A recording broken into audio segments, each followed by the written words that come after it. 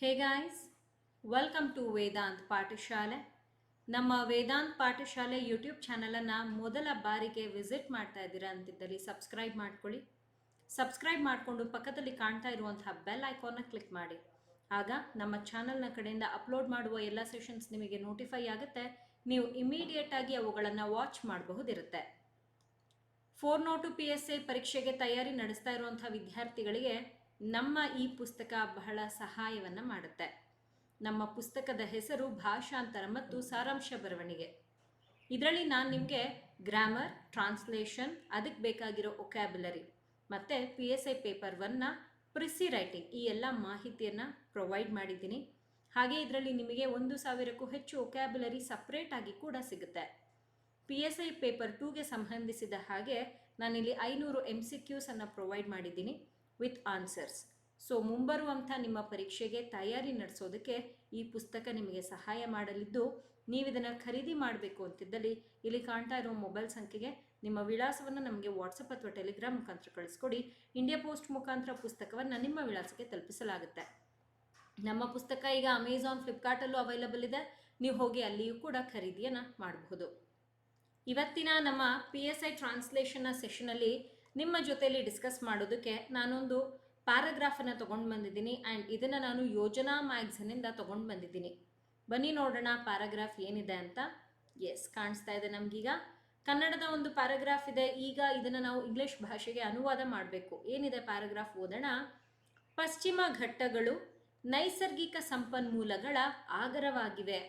ಇವು ಪರಿಸರ ವ್ಯವಸ್ಥೆ ಮತ್ತು ಮಾನವ ಸಮುದಾಯ ಎರಡಕ್ಕೂ ಆಶ್ರಯ ತಾಣವಾಗಿವೆ. ಈ ಪ್ರದೇಶದಲ್ಲಿ ಗೋದಾವರಿ, ಕೃಷ್ಣ, ಕಾವೇರಿ, ತುಂಗಭದ್ರಾ ಸೇರಿದಂತೆ ಅನೇಕ ಪ್ರಮುಖ ನದಿಗಳಿದ್ದು ನೀರಾವರಿ, ಕುಡಿಯುವ ಉದ್ದೇಶಗಳು ಮತ್ತು ಜಲವಿದ್ಯುತ್ ಉತ್ಪಾದನೆಗೆ ನೀರು ಒದಗಿಸುತ್ತಾ ಲಕ್ಷಾಂತರ ಜನರಿಗೆ ವರದಾನವಾಗಿವೆ. ಹೀಗಿದೆ. ನೋಡೋಣ ಹೇಗಿದನ್ನು ನಾವು ಇಂಗ್ಲಿಷ್ ಭಾಷೆಗೆ ಅನುವಾದ ಮಾಡ್ತೀವಿ ಅಂತ. ಪಶ್ಚಿಮ ಘಟ್ಟಗಳು ಅಂತ ಕೊಟ್ಟಿದ್ದಾರೆ. ಇವುಗಳನ್ನು ನಾವೇನಂತ ಬರಿಬಹುದು? ವೆಸ್ಟರ್ನ್ ಘಾಟ್ಸ್ ಅಂತ ಬರಿಬಹುದು. ಕಾಮ ಇದೆ, ತಗೊಳ್ಳೋಣ. ನೈಸರ್ಗಿಕ ಸಂಪನ್ಮೂಲಗಳ, ನೈಸರ್ಗಿಕ ಅಂತಂದ್ರೇನು? ನ್ಯಾಚುರಲ್ ಅಂತ ಹೇಳ್ತೀವಿ. ಸಂಪನ್ಮೂಲಗಳು ಅಂತ ಅಂದರೆ ಅರ್ಥ ರಿಸೋರ್ಸಸ್. ಏನಾಗಿದೆ? ಆಗರವಾಗಿದೆ ಅಂತ ಇಲ್ಲಿ ಅವರು ಹೇಳಿದ್ದಾರೆ. ಆಗರ ಅಂತಂದ್ರೇನು? ತುಂಬ ಸಮೃದ್ಧವಾಗಿರುವಂಥದ್ದು ಅಂತ ಅರ್ಥ. ಅದನ್ನು ರಿಚ್ ಅಂತ ತಗೊಳ್ತೀವಿ. ವಾಗಿವೆ ಅಂತಂದರೆ ಬಹುವಚನ ಇದೆ, ಇಲ್ಲಿ ನಾವು ಅದನ್ನು ನೋಡಬಹುದು. ಓಕೆ, ಸೊ ಇಲ್ಲಿಗೆ ನಮ್ಮ ವೊಕ್ಯಾಬ್ಯುಲರಿ ಕಂಪ್ಲೀಟ್ ಆಯಿತು. ಏನು ಹೇಳ್ತಾ ಇದ್ದಾರೆ ಅಂತ ಅರ್ಥ ಮಾಡ್ಕೊಳ್ಳೋಣ. ನಾವಿಲ್ಲಿ ಮಾತನಾಡ್ತಾ ಇರುವಂಥದ್ದು ಯಾವುದರ ಬಗ್ಗೆ? ವೆಸ್ಟರ್ನ್ ಘಾಟ್ಸ್, ಪಶ್ಚಿಮ ಘಟ್ಟಗಳ ಬಗ್ಗೆ. ಇದು ಏನಾಗಿದೆಯಂತೆ? ತುಂಬ ರಿಚ್ ಆಗಿ ಇದೆ, ಅಂದರೆ ಆಗರವಾಗಿದೆ. ಯಾವ ವಿಚಾರಕ್ಕೆ ಬಂದಾಗ? ನೈಸರ್ಗಿಕ ಸಂಪನ್ಮೂಲಗಳು, ಇವುಗಳ ಒಂದು ವಿಚಾರಕ್ಕೆ ಬಂದಾಗ. ಹಾಗಾಗಿ ಪಶ್ಚಿಮ ಘಟ್ಟಗಳು ಸಬ್ಜೆಕ್ಟ್ ಆಯಿತು. ಇದು ಏನೋ ಆಗಿದೆಯಂತೆ ವರ್ಬ್. ಏನಾಗಿದೆ? ಯಾವುದಕ್ಕೆ ಸಂಬಂಧಿಸಿದ ಹಾಗೆ ಆಗಿದೆ? ಆಬ್ಜೆಕ್ಟ್ನಲ್ಲಿ ನೋಡಬಹುದು. ಸೊ ಇದೇ ವಾಕ್ಯವನ್ನು ನಾವು ಕನ್ನಡ ಭಾಷೆಯಿಂದ ಇಂಗ್ಲಿಷ್ ಭಾಷೆಗೆ ಬರಿಬೇಕು ಅಂತ ಬಂದಾಗ ಈ ಒಂದು ಫಾರ್ಮುಲಾ ಬಳಸಬಹುದು. ಈ ಒಂದು ಸಣ್ಣ ಫಾರ್ಮುಲಾ ನಿಮ್ಗೆ ತುಂಬ ಸಹಾಯ ಮಾಡುತ್ತೆ. Formula subject plus word plus object. Subject ಏನು ತಗೊಳ್ಬೇಕು? ವೆಸ್ಟರ್ನ್ ಘಾಟ್ಸ್ ತಗೊಳ್ಳೋಣ. ಸಬ್ಜೆಕ್ಟ್ ವೆಸ್ಟರ್ನ್ ಘಾಟ್ಸ್, ಕಾಮ ಇದೆ, ನಾವು ತಗೊಳ್ಳೋಣ. ವಾಗಿವೆ ಅಂದರೆ ಆಗಿವೆ. ಇದನ್ನು ನಾವು ಆರ್ ಅಂತ ಹೇಳ್ತೀವಿ. ಇದನ್ನು ಆರ್ ಅಂತ ಹೇಳಬಹುದು. ಓಕೆ, ಬರ್ದಿದ್ದೀನಿ ನೋಡಿ. Western Ghats are rich. Western Ghats are rich ಯಾವುದರಲ್ಲಿ? In natural resources. ಅಲ್ಲಿ ಬಹಳ ಸಮೃದ್ಧತೆಯನ್ನು ಹೊಂದಿದ್ದೆ. ಯಾವುದನ್ನು ಇಟ್ಕೊಂಡು ಅದು ಸಮೃದ್ಧವಾಗಿರುವಂಥದ್ದು? ನೈಸರ್ಗಿಕ ಸಂಪನ್ಮೂಲಗಳ ಸಹಾಯದಿಂದಲೇ ಅದು ಬಹಳಷ್ಟು ಸಮೃದ್ಧವಾಗಿರುವಂಥದ್ದು. ಅದನ್ನೇ ಇಲ್ಲಿ ಅವರು ನಮಗೆ ಹೇಳಿರುವಂಥದ್ದು. ಹೀಗೆ ಇಲ್ಲಿ ಬರೆದಿದ್ದೀವಿ, ನೀವು ನೋಡಬಹುದು. ನಾನು ಆಲ್ರೆಡಿ ತಿಳಿಸಿದ್ದೀನಿ, ಇದನ್ನು ನಾನು ಯೋಜನಾ ಮ್ಯಾಗ್ಝಿನಿಂದ ತೊಗೊಂಡು ಬಂದಿರೋದು ಅಂತ ಅಲ್ವಾ. ನೋಡಿ ಹೇಗಿದೆ ಅಂತ. ಈ ಒಂದು ವಾಕ್ಯ ತುಂಬ ಸರಳವಾಗಿದೆ. ಇದೇ ಸಬ್ಜೆಕ್ಟ್ ಆಯಿತು. ಆರ್ ಅನ್ನುವಂಥದ್ದು ನಮಗೆ ಹೆಲ್ಪಿಂಗ್ ವರ್ಬ್ ಆಗಿ ತೋರಿಸುತ್ತೆ. ಏನು ಆಗಿರೋವಂಥದ್ದು? ಇದು ರಿಚ್ ಆಗಿದೆ. ಮೇನ್ ವರ್ಬ್ ನಮಗೆ ಕೊಟ್ಟಿಲ್ಲ ಅಲ್ವಾ. ಯಾವುದರಲ್ಲಿ ಇದು ಬಹಳ ಸಮೃದ್ಧ ಅಥವಾ ಆಗರ, ಯಾವುದನ್ನು ಇಟ್ಕೊಂಡಿದ್ದು ಆಗರವಾಗಿದೆ, ಸಮೃದ್ಧವಾಗಿದೆ ಅಂತಂದರೆ ನೈಸರ್ಗಿಕ ಸಂಪನ್ಮೂಲಗಳು, ನ್ಯಾಚುರಲ್ ರಿಸೋರ್ಸಸ್. ಇದೇ ಫಾರ್ಮುಲಾ ಏನು ಸ್ಟಾರ್ಟಿಂಗಲ್ಲಿ ನಿಮ್ಗೆ ಹೇಳಿದ್ದೆ ಅಲ್ವಾ, ಅದನ್ನೇ ಬಳಸಿ ವಾಕ್ಯವನ್ನು ರಚನೆ ಮಾಡಲಾಗಿದೆ. ಮೊದಲನೇ ವಾಕ್ಯ ಹೀಗಿತ್ತು. ಬನ್ನಿ ಎರಡನೇ ವಾಕ್ಯದ ಕಡೆಗೆ ಹೋಗೋಣ. ಎರಡನೇ ವಾಕ್ಯ ಏನಿದೆ? ಇವು ಅಂತ ಇಲ್ಲಿ ಕೊಟ್ಟಿದ್ದಾರೆ. ನಾವು ತಗೊಳ್ಳೋಣ ದೇ. ಪರಿಸರ ವ್ಯವಸ್ಥೆ, ಇದನ್ನ ಎಕೋಸಿಸ್ಟಮ್ ಅಂತ ನಾವು ತಗೊಳ್ಬಹುದು. ಬರಿತಾ ಇದ್ದೀನಿ, ಎಕೋಸಿಸ್ಟಮ್. ಮತ್ತು ಅಂತ ಕೊಟ್ಟಿದ್ದಾರಲ್ವಾ, ಆ್ಯಂಡ್ ಮಾನವ ಸಮುದಾಯ ಅಂತ ಕೊಟ್ಟಿದ್ದಾರೆ. ಇದನ್ನ ತಗೊಳ್ಳೋಣ ಮಾನವ, ಹ್ಯೂಮನ್, ಸಮುದಾಯ, ಕಮ್ಯುನಿಟಿ. ಇಲ್ಲ ನಮಗಿದು ಪದ ಬೇಡ, ನಮಗೆ ನೆನಪಿರಲ್ಲ ಅನ್ನೋದಾದರೆ ನೀವು ಬೇಕಾದರೆ ಇದನ್ನ ಮ್ಯಾನ್ಕೈಂಡ್ ಅಂತ ಕೂಡ ತಗೊಳ್ಬಹುದಿದೆ. ಓಕೆ, ಇದರಲ್ಲಿ ನಾನು ನೀವು ಪ್ರತಿಯೊಬ್ಬರು ಕೂಡ ಸೇರ್ಕೊಳ್ತೀವಿ. ಎರಡಕ್ಕೂ ಅಂತಿದೆ, ಬೋತ್, ಇಬ್ಬರಿರೋದಲ್ವಾ, ಒಂದು ಮಾನವ ಸಮುದಾಯ ಮತ್ತೊಂದು ಪರಿಸರ ವ್ಯವಸ್ಥೆ. ಇವೆರಡಕ್ಕೂ ಏನಾಗಿದೆಯಂತೆ? ಆಶ್ರಯ ತಾಣವಾಗಿದೆ ಅಂತ ಅವರಿಲ್ಲಿ ನಮಗೆ ಕೊಟ್ಟಿದ್ದಾರೆ. ಆಶ್ರಯ ತಾಣ ಅನ್ನುವಂಥದ್ದನ್ನು ನಾವೇನಂತ ಹೇಳ್ತೀವಿ? ಶೆಲ್ಟರ್ ಅಂತ ಹೇಳ್ತೀವಿ ಅಲ್ವಾ. ವಾಗಿವೆ ಅಂತ ಆಗೇನಿಲ್ಲಿ ಬಂದಿದೆ, ಬಹುವಚನ ತೋರಿಸ್ತಾ ಇರೋದ್ರಿಂದ ಆರ್ ಅಂತ ತಗೊಳ್ಬಹುದು. ಇಲ್ಲಿಗೆ ನಮ್ಮ ವೊಕ್ಯಾಬ್ಯುಲರಿ ಮುಗೀತು. ಏನು ಹೇಳ್ತಾ ಇರುವಂಥದ್ದು? ಇವು ಯಾವುದು? ಹಿಂದಿನ ವಾಕ್ಯದಲ್ಲಿ ನೋಡೋಣ, ವೆಸ್ಟರ್ನ್ ಘಾಟ್ಸ್, ಇದರ ಬಗ್ಗೆ ಮಾತಾಡ್ತಾ ಇರುವಂಥದ್ದು. ಈ ವೆಸ್ಟರ್ನ್ ಘಾಟ್ಸ್ ಎಕೋಸಿಸ್ಟಮ್ ಹಾಗೆ ಮ್ಯಾನ್ಕೈಂಡ್ ಇವೆರಡಕ್ಕೂ ಕೂಡ ಏನಾಗಿದೆಯಂತೆ? ಒಂದು ಶೆಲ್ಟರ್ ಆಗಿದೆ. ಅದರಿಂದಲೇ ನಮಗೆ ಎಷ್ಟೋ ವಿಚಾರಗಳು ಅಥವಾ ನಮ್ಮ ಜೀವನ ತುಂಬ ಸುಲಭವಾಗಿ ನಡೀತಾ ಇರುವಂಥದ್ದು, ಅದನ್ನ ಇಲ್ಲಿ ಹೇಳಿರುವಂಥದ್ದು. ಸೊ ಇಲ್ಲಿ ದೇ ಅಂತ ವೆಸ್ಟರ್ನ್ ಘಾಟ್ಸ್ ಅಂತ ಹೇಳಿದ್ನಲ್ವಾ, ಇದೇ ಏನಾಗುತ್ತೆ? ನಮ್ಮ ಸಬ್ಜೆಕ್ಟ್ ಆಗುತ್ತೆ. ಇದು ಏನಾಗಿರುವಂಥದ್ದು? ಆಶ್ರಯ ತಾಣವಾಗಿರುವಂಥದ್ದು. ಯಾರಿಗೆ ಆಶ್ರಯ ತಾಣವಾಗಿದೆ? ಇಲ್ಲಿ ನೋಡಿ ಆಬ್ಜೆಕ್ಟ್ ಇದೆ. ಕನ್ನಡ ಭಾಷೆಯಲ್ಲಿ ವಾಕ್ಯವನ್ನು ರಚನೆ ಮಾಡೋದಕ್ಕೆ ಬಳಸಿರುವ ಫಾರ್ಮುಲಾ ಇದು, subject plus object plus verb. ಈಗ ನಾವು ಇದನ್ನೇ ಇಂಗ್ಲಿಷ್ ಭಾಷೆಗೆ ಅನುವಾದ ಮಾಡಬೇಕು ಅಂತ ಇದ್ದಾಗ ಈ ಫಾರ್ಮುಲಾ ಬಳಸೋಣ. ಫಾರ್ಮುಲಾ ಏನು?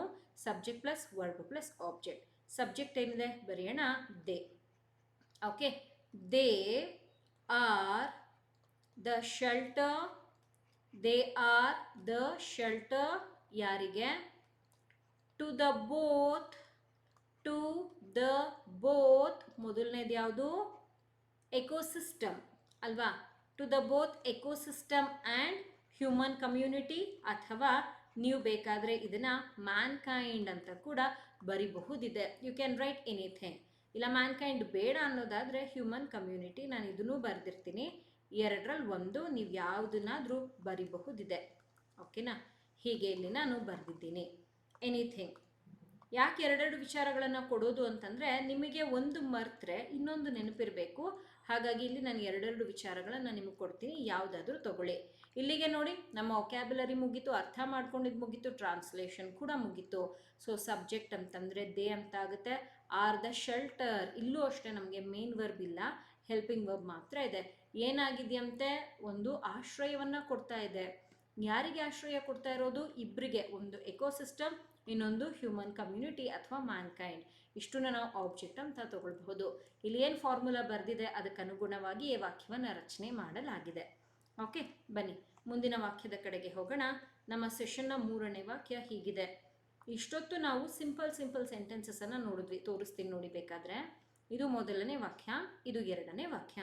ಈಗ ನೋಡ್ತಾ ಇದ್ದೀವಿ little bit lengthy, but this is easy. ಹೇಗೆ? ಬನ್ನಿ ಹೇಳ್ಕೊಡ್ತೀನಿ. ಈ ಪ್ರದೇಶದಲ್ಲಿ, ಈ ಅಂತಂದರೆ ದಸ್, ಪ್ರದೇಶ ಅಂತ ಕೊಟ್ಟಿದ್ದಾರಲ್ವಾ, ಏರಿಯಾ ಅಂತ ತಗೊಳ್ಳೋಣ. ದಲ್ಲಿ ಅಂತ ಕೊಟ್ಟಿದ್ದಾರೆ, ಇನ್ ಅಂತ ಬರೆಯೋಣ. ಗೋದಾವರಿ ಇದೇ ರೀತಿಯಲ್ಲಿ ಬರುತ್ತೆ. ಕೃಷ್ಣ, ಇದೆಲ್ಲ ಹೆಸರುಗಳು, ಯಾವುದೇ ಬದಲಾವಣೆ ಇಲ್ಲ. ಈಗ ನಮ್ಮ ಹೆಸರು, ನಿಮ್ಮ ಹೆಸರು, ವೇದಾಂತ್ ಪಾಠಶಾಲೆಯ ಹೆಸರು ಯಾವುದೇ ಭಾಷೆಯಲ್ಲಿ ಬರೆದ್ರು ಹಾಗೆ ಇರುತ್ತೆ, ಏನೂ ಬದಲಾವಣೆಯನ್ನು ಕಾಣಲ್ಲ, ಸೇಮ್. ಸೇರಿದಂತೆ ಅಂತ ಇದೆ, ಇನ್ಕ್ಲೂಡ್ ಅಂತ ತಗೊಳ್ಳೋಣ. ಅನೇಕ, ಮೆನಿ, ಪ್ರಮುಖ ಅಂತ ಇದೆ, ಏನಂತ ಬರೆಯೋಣ? ಇಂಪಾರ್ಟೆಂಟ್ ಅಂತ ಬರೆಯೋಣ. ನದಿಗಳು, ನದಿಗಳಿದ್ದು, ನದಿಗಳು ಅಂತ ಕೊಟ್ಟಿದ್ದಾರೆ, ರಿವರ್ಸ್, ನೀರಾವರಿ ಅಂತ ಇದೆ, ಇದನ್ನ ನಾವೇನಂತ ಬರಿಬಹುದು? ಇರಿಗೇಷನ್ ಅಂತ ಬರಿಬಹುದು. ಕುಡಿಯುವ ಉದ್ದೇಶಗಳು ಅಂತಂದ್ರೆ ಕುಡಿಯುವ, ಡ್ರಿಂಕಿಂಗ್ ಅಂತ ತಗೊಳ್ಳೋಣ. ಉದ್ದೇಶಗಳು ಆಬ್ಜೆಕ್ಟಿವ್ ಅಂತ ತಗೊಳ್ಬಹುದು. ಉದ್ದೇಶಗಳು ಆಬ್ಜೆಕ್ಟಿವ್. ಮತ್ತು ಆ್ಯಂಡ್ ಜಲವಿದ್ಯುತ್ ಉತ್ಪಾದನೆ, ಹೈಡ್ರೋ ಎಲೆಕ್ಟ್ರಿಕ್ ಪವರ್, ಈ ರೀತಿಯಲ್ಲಿ ಬರಿಬಹುದು. ಇದನ್ನು ಬರೆಯೋಣ. ಹೈಡ್ರೋ ಎಲೆಕ್ಟ್ರಿಕ್ ಪ್ರೊಡಕ್ಷನ್, ಪವರ್ ಬೇಡ, ಪ್ರೊಡಕ್ಷನ್ ಅಂತ ಬರೆಯೋಣ. ನೀರು ಅಂತಂದರೆ ನಮಗೆ ಗೊತ್ತು, ವೆರಿ ಸಿಂಪಲ್, ವಾಟರ್. ಒದಗಿಸುತ್ತಾ ಇದನ್ನು ನಾವು ಪ್ರೊವೈಡ್ ಅಂತ ಬರೆಯೋಣ. ಲಕ್ಷಾಂತರ ಅಂತ ಇದೆ, ಲಕ್ಷಾಂತರ ಜನರಿಗೆ, ಲಕ್ಷಾಂತರ ಸದ್ಯಕ್ಕೆ ಲ್ಯಾಕ್ ಅಂತ ಬರ್ತಿರುತ್ತೆ, ವಾಕ್ಯದಲ್ಲಿ ಬದಲಾವಣೆ ಕಾಣುತ್ತೆ.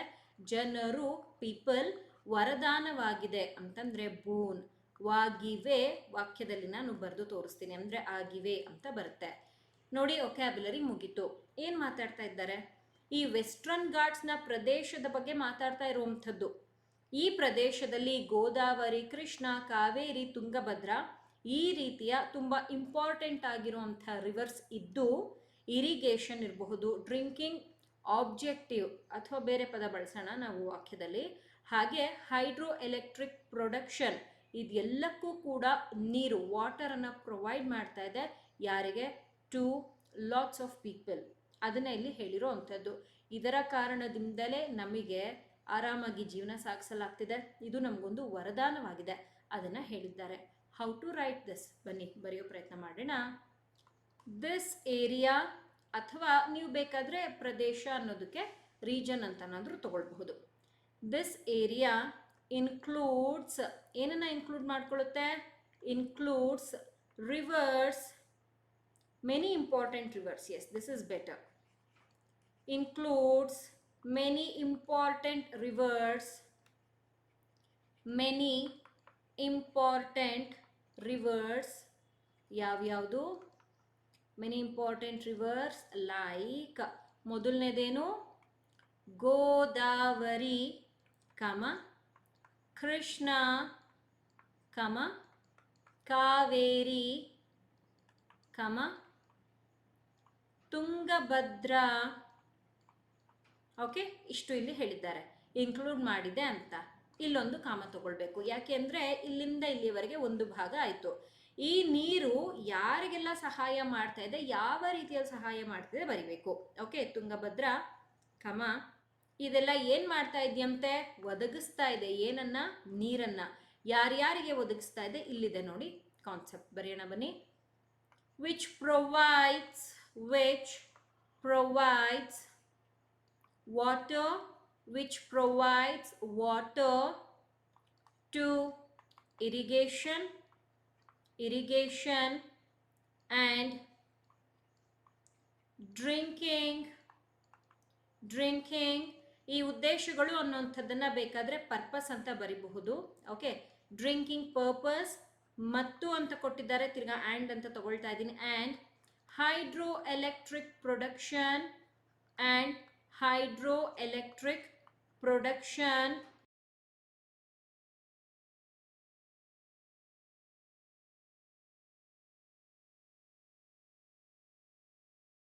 ತಿರ್ಗಾ ಏನಂತ ಹೇಳಿರೋವಂಥದ್ದು? ಲಕ್ಷಾಂತರ ಜನರಿಗೆ ಇದೊಂದು ವರದಾನವಾಗಿದೆ.